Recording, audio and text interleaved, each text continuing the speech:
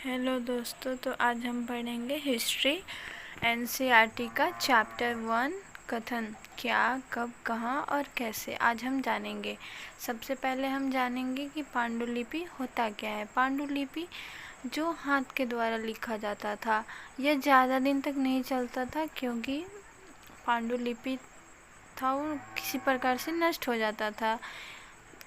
पांडुलिपि लिखी किस पे जाती थी, तो तारपत्रों या भोजपत्रों पे।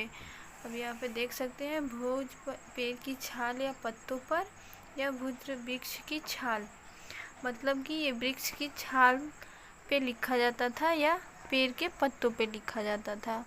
इसके वजह से नष्ट हो जाता था, जैसे कि सूख जाता होगा या पानी में डूब जाता होगा। बहुत प्रकार हो सकते हैं इसके नष्ट होने का कारण। अब हम इस दूसरे पॉइंट को पढ़ेंगे, अभिलेख।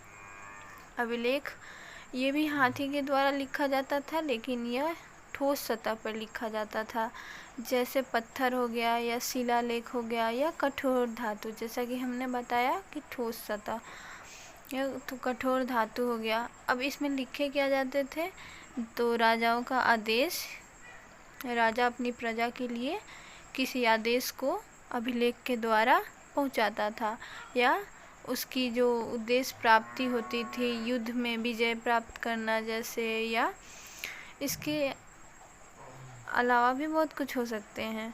अब आइए पढ़ते हैं। थर्ड पॉइंट है पुरातत्वविद।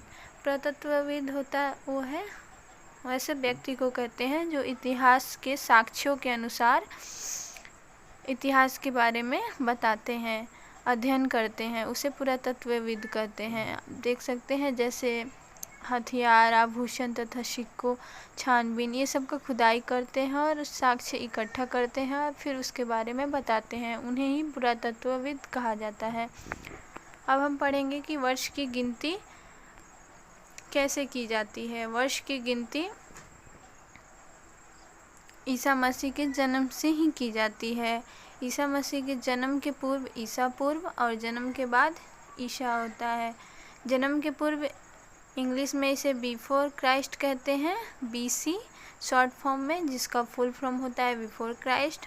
और फिर ईसा होता है जो जन्म के बाद, उसमें उसका शॉर्ट फॉर्म एडी होता है और उसका फुल फॉर्म एनो डोमिनी होता है।